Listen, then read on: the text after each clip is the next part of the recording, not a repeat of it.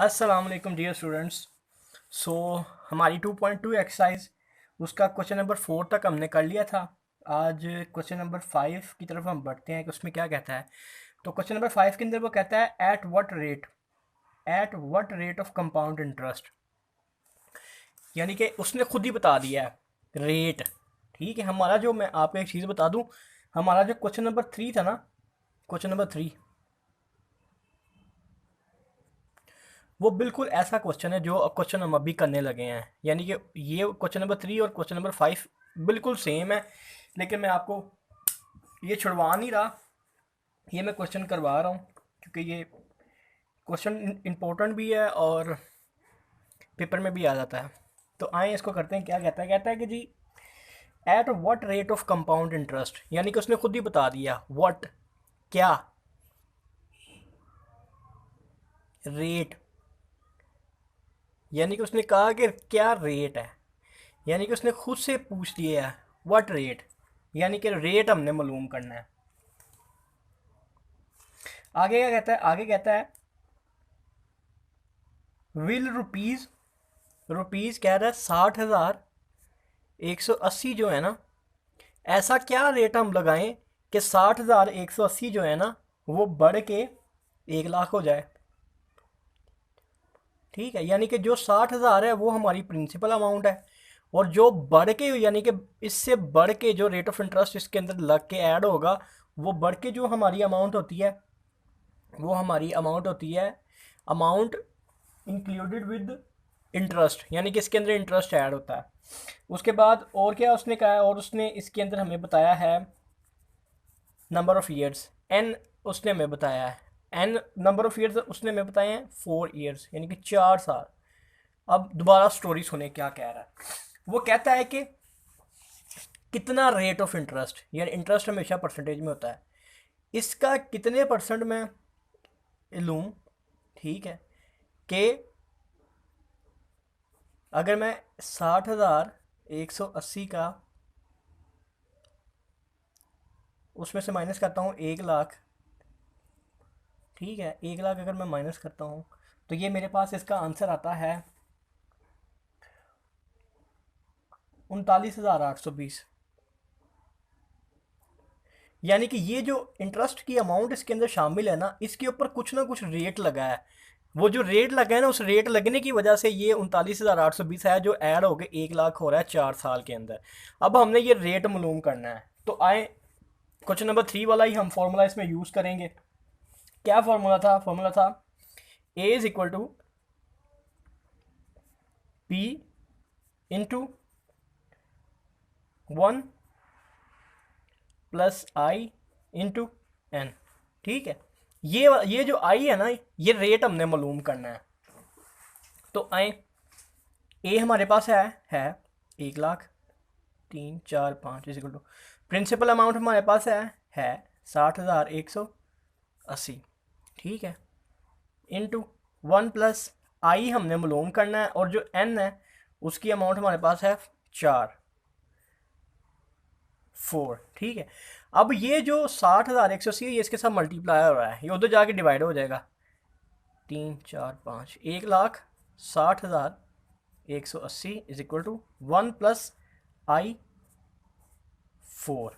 ठीक है, इसके ऊपर मैंने जब डिवाइड किया तो मेरे पास जो आंसर आता है वो आ जाएगा 1.6617 is equal to 1 plus I 4। फिर हमने क्या करना है, हमने करना है 1.6617 अंडर रूट लिया।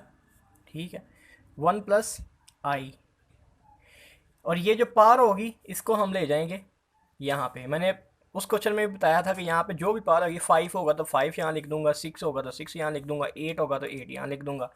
उसके बाद आपने क्या करना है, उसके बाद आपने ये करना है कि पहले लिखना है 4, फिर अंडर रूट लिखना है और 1.6617 लिखना है, और इसको जब आप इंटर करेंगे तो आपके पास जो वैल्यू आ जाएगी वो आ जाएगी 1.1 354, ठीक है, ये आपके पास वैल्यू आ जाएगी इज इक्वल टू 1 प्लस आई। अब ये इधर प्लस का उधर जाके ये माइनस का हो जाएगा 1.1354 -1 इज इक्वल टू आई। ठीक है, तो आई की जो वैल्यू है वो मेरे पास आ जाएगी, इसमें से 1 में माइनस करूँगा तो मेरे पास बाकी आ जाएगा 0.1354। अब आपको पता है कि जो रेट होता है वो हमेशा परसेंटेज की शेप में होता है, तो परसेंटेज लाने के लिए जो है मैं इसको मल्टीप्लाई कर दूंगा 100 के साथ, 100 के साथ इसको मल्टीप्लाई करूंगा तो ये मेरा जो आंसर है वो आ जाएगा 13.54% आई। सो नेक्स्ट जो है वो क्वेश्चन नंबर 6 है हमारे पास, जो हमने अभी सॉल्व करना है। तो आए देखते हैं क्वेश्चन नंबर 6 में क्या कहता है। वो क्वेश्चन नंबर 6 के अंदर वो कहता है कि compute the compound interest. Compute का मतलब कैलकुलेट करें कंपाउंड इंटरेस्ट, यानी कि कंपाउंड इंटरेस्ट हमने मालूम करना है। कंपाउंड इंटरेस्ट हमने कंप्यूट करना है। और क्या क्या इसने बताया क्वेश्चन में, वो बताया है compute the compound interest on ₹500, यानी कि जो प्रिंसिपल अमाउंट है P वो 500 है। फिर और क्या बताया है, और इसने बताया है नंबर ऑफ ईयर्स 6, 1/2 ईयर्स। और क्या बताया है, और इसने बताया है rate of interest.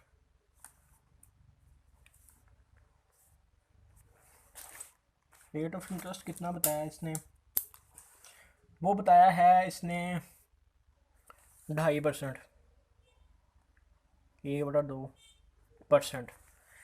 Compound interest हमने मालूम करना है। कंपाउंड इंटरेस्ट का फॉर्मूला क्या है, पानी की तरह आपको ये फॉर्मूला याद होने चाहिए। Compound interest is equal to principal amount into 1 plus rate of interest n-1। ठीक है, अच्छा अब ये तो हमने मालूम करना है, ये ऐसे ही आ जाएगा। प्रिंसिपल अमाउंट हमारी 500 है, 1 प्लस रेट ऑफ इंटरेस्ट हमारा है ये।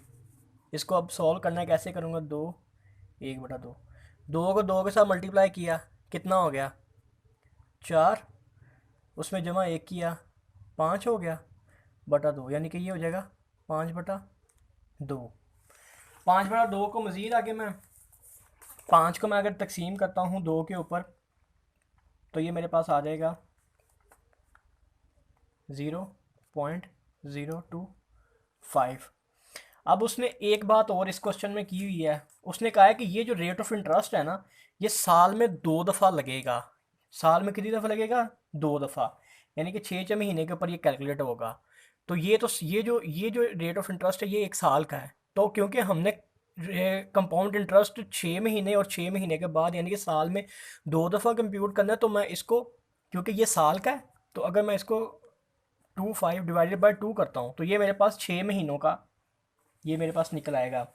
ये कितना निकलता है, अगर मैं इसको 6 पे डिवाइड करता हूँ तो ये आ जाएगा 1/5। ठीक है, क्वेश्चन के अंदर उसने ये बात बताई हुई है। कहाँ बताई हुई है, अगर मैं ये क्वेश्चन देखता हूँ ना क्वेश्चन नंबर 6, तो उसने बताया हुआ है कि जो कंपाउंडेड सेमी एनुअली, सेमी का मतलब होता है कि 6 महीने, semi annually, compounded semi annually. ठीक है, ये जो रेट ऑफ इंटरेस्ट उसने दिया हुआ है कंपाउंडेड सेमी एनुअली, तो इसलिए हम इसका जो ये इसको मैंने 2 पे डिवाइड किया, ये 6 महीने का निकला है, क्योंकि रेट ऑफ इंटरेस्ट हम 6 महीने बाद कैलकुलेट कर रहे होंगे। ठीक है, उसके बाद ये 500 आ गया, ये 1 आ गया, प्लस इसके अंदर मैं जो रेट ऑफ इंटरेस्ट है वो ये आ जाएगा 0.0125। नंबर ऑफ ईयर्स, अब नंबर ऑफ ईयर्स, क्योंकि ये हमारा जो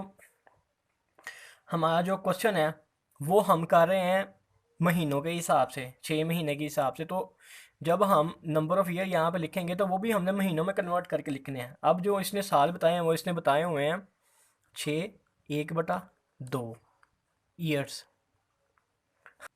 अच्छा, और इसने इसमें हमने इसने हमें क्या कहा है कि इसने हमें बताया है, ये मैं थोड़ी रफ वर्किंग कर रहा था, मैं थोड़ा कंफ्यूज हो गया था तो वीडियो को मैंने पॉज कर दिया था। अब इसमें इस तरह से है क्वेश्चन के अंदर, आप जब मैं ये इसका रेट ऑफ इंटरेस्ट मैंने कैलकुलेट किया है तो मैंने आपको बताया था कि जो रेट ऑफ इंटरेस्ट है उसको मैंने दो पे डिवाइड किया है। उसने साल का रेट दिया था सेमी एनुअली, यानी कि साल में दो दफ़ा हमने जो है ना उसको कैलकुलेट करना था, 6 महीने बाद और 6 महीने बाद। अब इसने जो मुझे महीने साल दिए हैं वो 2/1/2, ठीक है।